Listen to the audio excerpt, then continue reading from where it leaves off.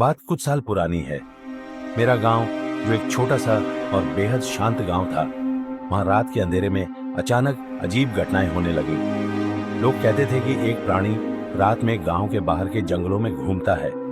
इस प्राणी का सिर धड़ से अलग रहता था, लेकिन वो फिर भी जिंदा था, इसीलिए उसे सरकटा कहा जाता था।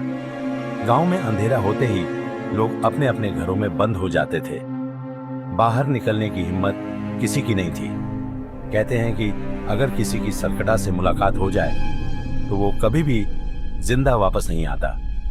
उसकी चीखें सुनी जा सकती थीं, लेकिन वो चीखें इंसानी नहीं होती, वो कुछ और ही थी, बेहद डरावनी, सिहरन भरी।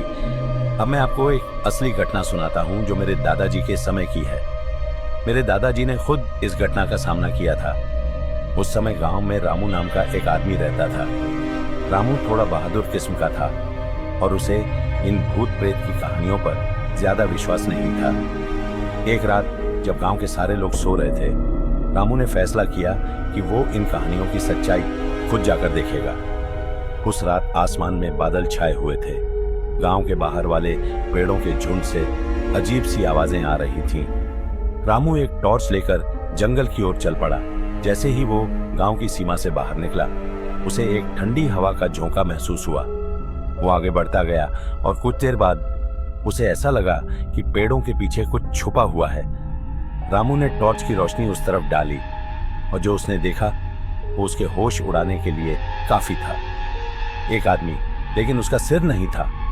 उसका धड़ चल रहा था और हाथों में वो अपना सिर पकड़े हुए था। सिर की आंखें खुली हुई थीं और वो रामू की ओर देख रही थी। रामू की चीख निकल गई, लेकिन उसकी आवाज उसके गले में ही अटक गई। वो जैसे ही भागने को मुड़ा, तभी वो सरकटा उसकी तरफ बढ़ने लगा। उसके कदम इतने भारी थे कि हर कदम पर जमीन हिलती सी महसूस हो रही थी। रामू के पसीने छूट गए, लेकिन वो हिल भी नहीं पा रहा था। सरकटा रामू के बिल्कुल करीब आ चुका था। उसके सिर की आंखें चमक रही थीं और धड़ से अजीब सी गंध आ रही थी।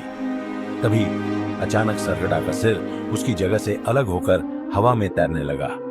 रामू को समझ नहीं आ रहा था कि वो क्या करे। उसे लगा कि अब उसकी मौत निश्चित है। तभी पास के एक मंदिर से घंटियों की आवाज आने लगी। वो आवाज सरकटा के कानों में पड़ी और उसने सिर को वापस अपने धड़ पर रखा।